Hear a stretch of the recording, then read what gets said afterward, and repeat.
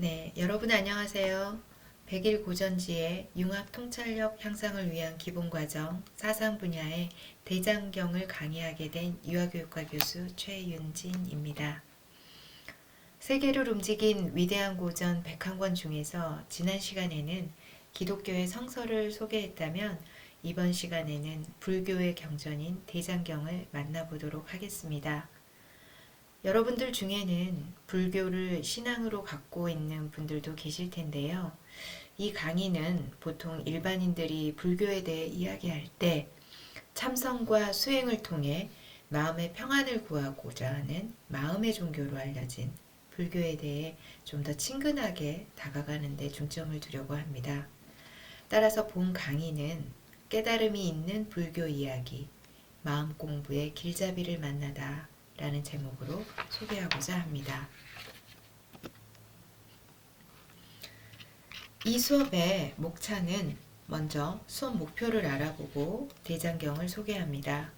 다음으로 우리나라의 위대한 고승인 원효대사의 일화를 살펴보고 불교의 창시자인 부처님의 일생에 숨겨진 이야기들과 함께 불교의 핵심 교리를 소개합니다.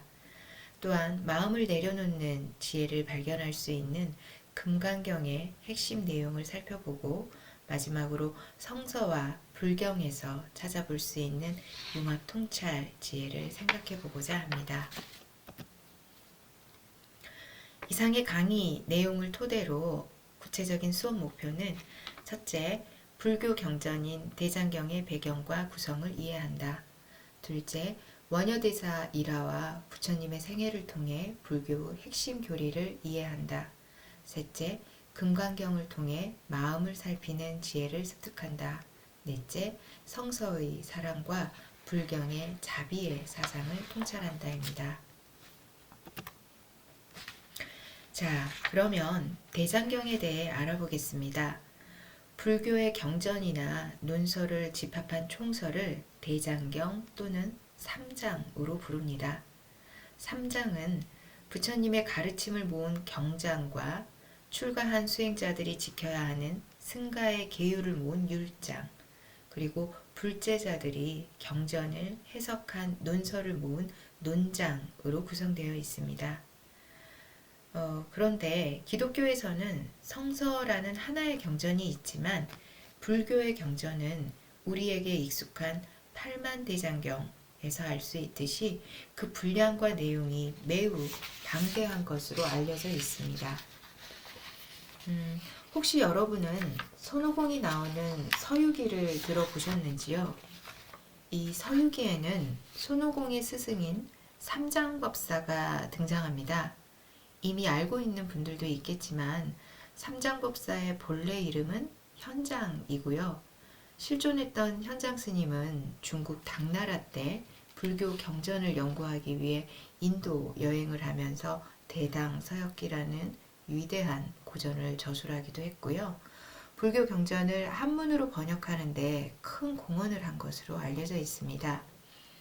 그러니까 이 삼장법사는 불경의 이 세 가지 요소인 경장, 율장, 논장을 모두 통달했기 때문에 얻은 별칭이라고 합니다. 자, 이렇게 방대한 대장경을 또한 시대별로 분류를 해보면 크게 초기 불교 경전과 대승불교 경전으로 구분할 수 있는데요. 여기에 소개한 이 수많은 경전 중에서 여러분들에게 혹시 들어본 적이 있는 경전이 있을까요? 네. 그렇다면 우리는 이 8만 권에 달하는 불경을 모두 읽어야 할까요? 여러분 너무 놀라지 마십시오. 제가 소개하는 101권의 고전에서 불경은 이 8만 대장경을 압축해서 오늘날 그 동국대학교 역경원에서 편찬한 한 권으로 읽는 불교 경전을 추천합니다.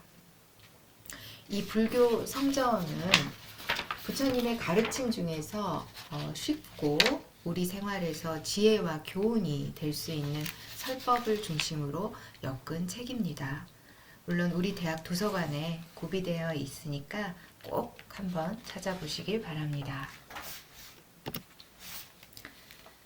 자, 우리나라 불교 역사에서 가장 위대한 고승은 바로 신라시대에 화랑도 출신이었던 원효대사와 의상대사가 있습니다. 원효와 의상이 당나라 유학길에 있었던 일화인데요. 어쩌면 여러분들 중에는 들어본 적이 있는 분들도 많으실 것 같습니다. 바닷길을 통해 당나라로 유학을 가던 중에 거센 바람과 비를 피해 무덤가의 동굴에서 이 두 스님은 잠을 자게 되었다고 합니다. 이때 원효는 목이 말라서 잠시 일어났다가 주변에 있는 바가지의 물을 벌컥벌컥 마시고 다시 잠이 들었다고 하지요. 그런데 아침에 일어나서 눈을 떠보니 간밤에 그렇게 달게 마셨던 물은 해골에 담긴 검은 물이었다는 것을 알게 된 후에 원효대사는 구역질을 하고 괴로워했습니다. 그 순간 원효는 깨달음을 얻었다고 하지요. 자신이 간밤에 달게 마신 물이 사실은 해골물이었음을 알아차리고 나서야 비로소 더럽다고 생각을 하게 된 것이지요. 사실 해골물은 달라진 것이 없는데 말이죠. 이렇게 깨달음을 얻은 원효는 시를 짓게 되는데 마음이 일어나면 갖가지 법이 일어나고 마음이 사라지면 동굴과 무덤이 둘이 아니네. 삼계는 오직 마음이요 만법은 오직 인식일 뿐이니 마음밖에 아무것도 없는데 무엇을 따로 구할 것인가. 나는 당에 가지 않겠다. 여기에서 일체유심조, 세상의 모든 일은 마음에서 일어나는 것이라는 깨달음을 얻은 원효는 당시 그 8살 아래였던 의상 스님에게 자네나 가게 라고 하며 발길을 돌려 자신은 신라로 돌아오고 동행했던 의상대사는 홀로 유학을 떠났다고 합니다. 이 일화에 담긴 깨달음을 여러분은 어떻게 생각하시나요? 이제 불교의 창시자인 석가모니 부처님의 생애를 간단하게 살펴보면서 깨달음이 무엇이었는지를 알아보겠습니다. 부처님은 기원전 6세기경 북인도 지역의 카필라라고 하는 작은 왕국에서 석가족의 왕자로 태어났습니다. 어머니는 마야 왕비이고요. 룸비니 동산에서 태어나셨는데 태어나자마자 7발자국을 걸어가서 천상천하 유아독전 이렇게 외쳤다고 하지요. 이는 이 세상에서 가장 존귀한 것은 오직 나이며 모든 생명이 저마다 차별 없이 존귀하다는 의미로 부처님의 가르침을 상징적으로 보여주는 것이라고 합니다. 부처님의 본래 이름은 고타마 시타르타이고 시타르타는 모든 일이 다 이루어진다 라는 뜻이라고 합니다. 12살 때 농민의 날 행사에서 뙤약볕 아래서 땀을 흘리며 일하는 농부들을 보고 흙 속에서 꿈틀거리던 벌레가 있었는데요. 그 벌레를 물고 잽싸게 사라진 새를 보면서 시타르타는 충격에 휩싸였다고 합니다. 왜 살아있는 것들은 자신이 살기 위해 다른 것들을 죽여야만 할까? 라는 호기심과 질문을 던지며 그의 눈에는 삶 자체가 괴로움으로 느껴졌다고 합니다. 17살이 되던 해 어느 날 왕국을 벗어난 시타르타는 동문 앞에서 늙은 노인을 보게 되고 남문 앞에서 병에 신음하는 환자를 보았고 서문 앞에서는 장례 행렬을 보았습니다. 그는 왜 인간은 늙고 병들고 죽어야 하는가 라면서 충격을 받았고 그러던 중에 북문을 나서다가 초라하지만 맑은 모습을 한 수행자를 보게 됩니다. 시타르타는 해탈하고자 하는 수행자를 보고 내가 갈 길이 바로 수행자의 길이구나 라고 결심했다고 합니다. 이것을 그림으로 보여주고 있는데요. 바로 사문유관상이라고 합니다. 시타르타는 매우 명석하여 깊은 학문을 습득하고 무예와 병법에도 뛰어난 소질을 보였다고 합니다.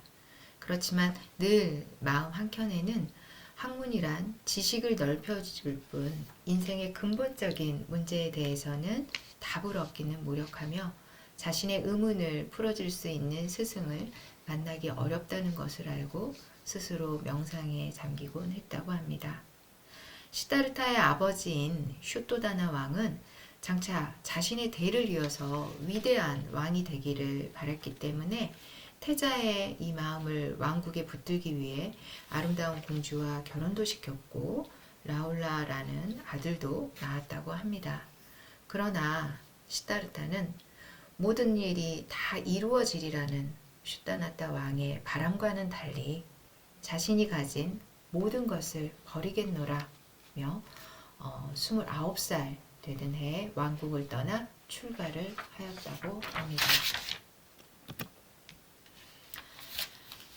시다르타는 홀로 출가한 후에 깨달음을 얻기 위해 명상을 하기도 하고 혼자서 진리를 구하기보다는 수행의 힘이 뛰어난 당시 유명한 스승을 찾아가 가르침을 받기도 하였는데요.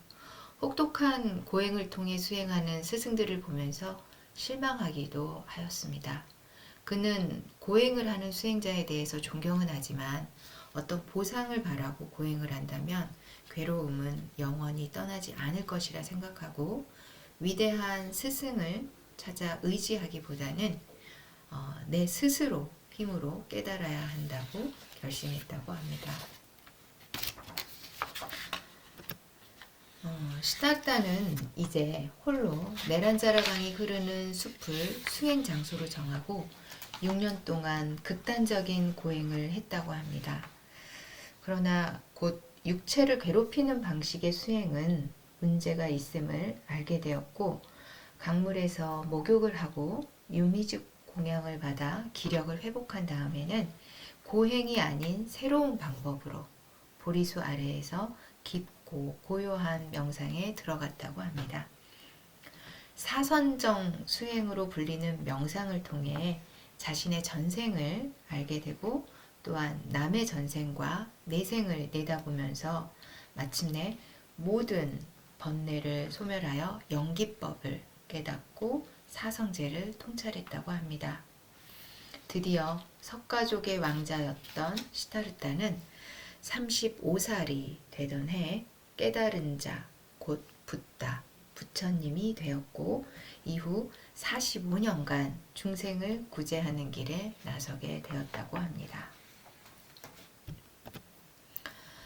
보리수 아래에서 최상의 깨달음을 얻은 부처님은 맨 먼저 누구에게 설법을 할 것인가를 생각하고 네란자라 강가에서 함께 수행했던 5 사문이 있는 녹야원을 찾아가 최초의 설법을 하였는데요.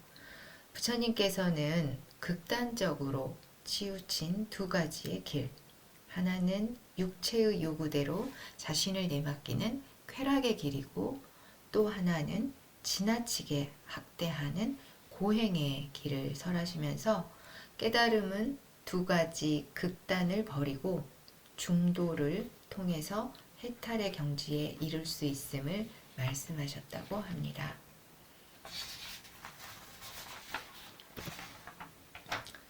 부처님께서 깨달은 중도는 검은고의 비유라는 일화를 통해 그 의미를 살펴볼 수 있는데요. 수행자 중에 빨리 깨닫고 싶은 조바심에 안절부절 못하는 소냐가 있었다고 합니다. 부처님께서는 이 소냐의 조급함을 덜어주기 위해 검은고가 가장 아름다운 소리를 내려면 줄이 너무 팽팽해서도 안 되고 너무 느슨하지도 않은 상태여야 하지 않는가. 마찬가지로 균형감 있게 조화롭게 살아가려면 너무 서두르지도 너무 느긋하지도 않아야 한다는 가르침을 주셨다고 합니다. 이제 부처님의 깨달음의 핵심 내용으로 연기법을 소개할 텐데요. 연기는 연하여 일어난다, 의존해서 발생한다, 말미암아 일어난다는 뜻으로 원인 없는 결과란 있을 수 없으며 모든 존재의 상호 관계성을 뜻하는 개념입니다. 여러분, 우리나라 속담에 아니땐 굴뚝에 연기 날까 생각나지 않으세요? 네.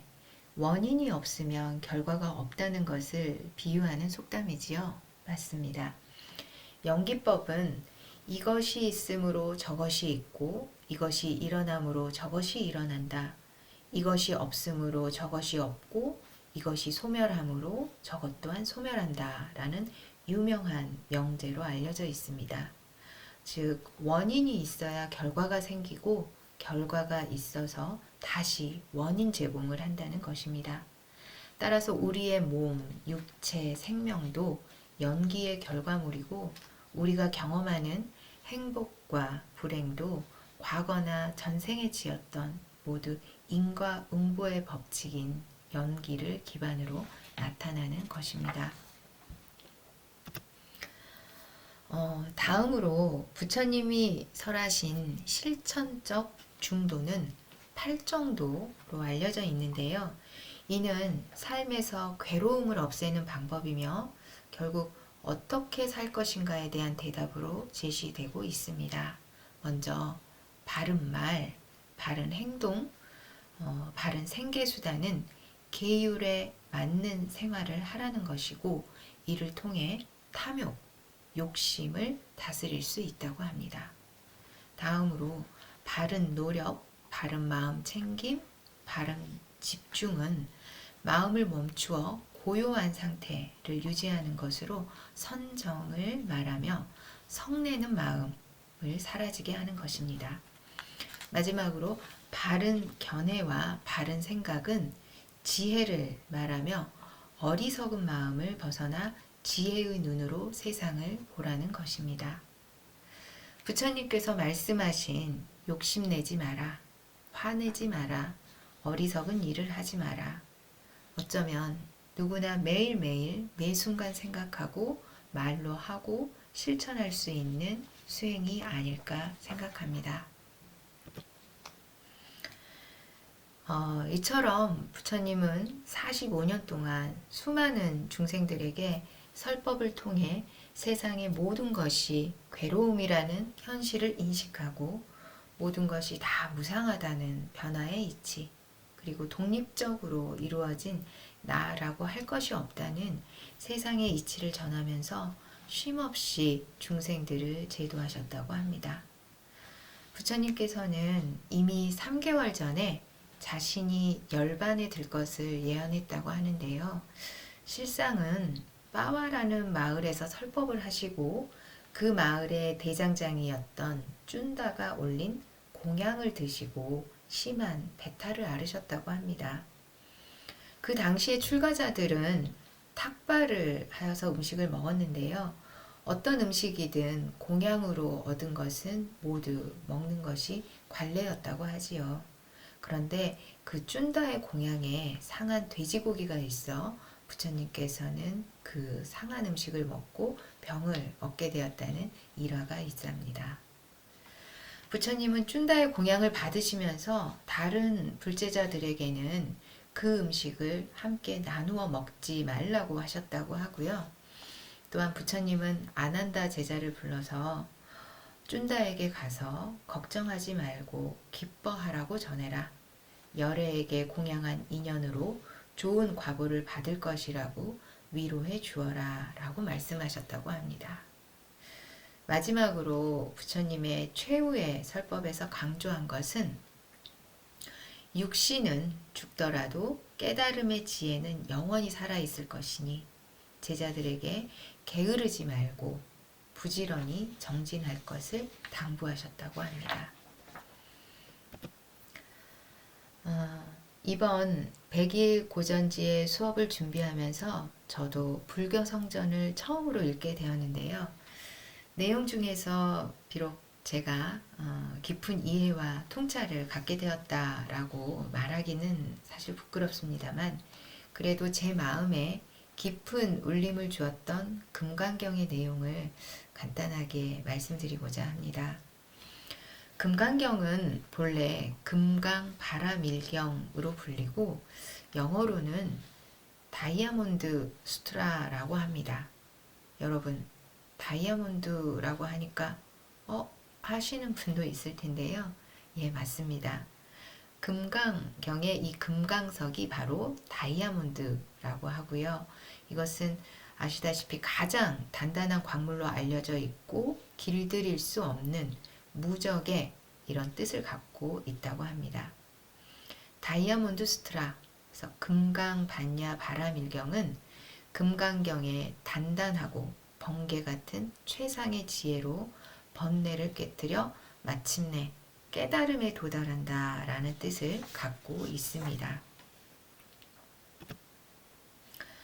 금강경은 부처님과 10대 제자 중에 해공제일로 알려진 수보리 제자의 질문과 대답으로 설법을 소개하고 있는데요. 어느 날 수보리는 부처님께 가장 높고 바른 깨달음을 얻고자 하는 사람들은 어떻게 살아야 하며 그 마음을 다스려야 합니까? 라고 질문하였고, 부처님께서는 먼저 상에 집착하지 말라고 하셨다고 합니다. 이때 상이라고 하는 것은 생각, 견해, 선입견으로 이해할 수 있는데요. 한문으로는 모양상자지만 그 뜻은 생각상에 가깝다고 합니다.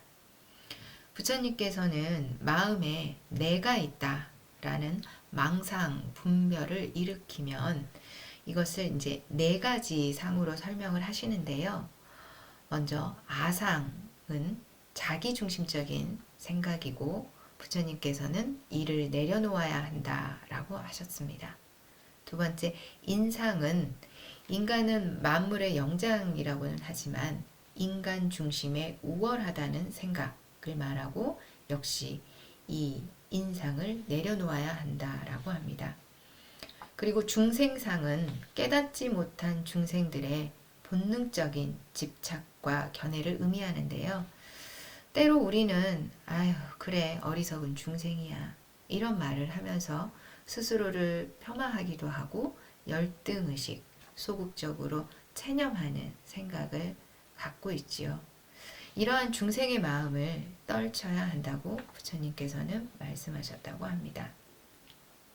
마지막으로 수자상은 목숨에 집착하는 생각, 그러니까 영생과 영원한 것을 찾는 생각을 내려놓아야 한다라는 가르침을 주셨다고 합니다. 또한 금강경에서는 집착 없는 보시를 강조하는데요. 여러분, 우리나라 속담에 부처님 가운데 토막이라는 말을 들어보셨는지요? 보통은 마음이 어질고 착한 사람을 부처님 가운데 토막 같다고 하고 법 없이도 살 사람이라고 부르기도 하지요.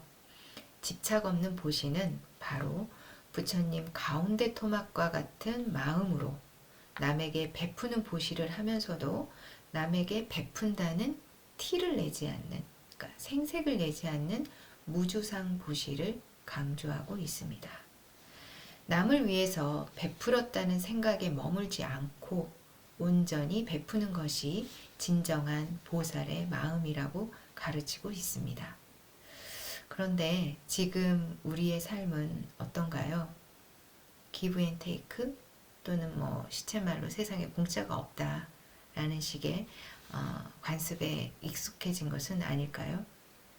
그러다 보니 부모 자식 간에, 부부 간에, 그리고 친구 등 여러 인간관계에서 각자 어떤 생각과 행동을 했을 때 은연중에라도 상대방에게 인정받기를 원하고 보상을 바라고 그 기대가 채워지지 않으면 갖가지 망상으로 괴로워하는 것 같습니다.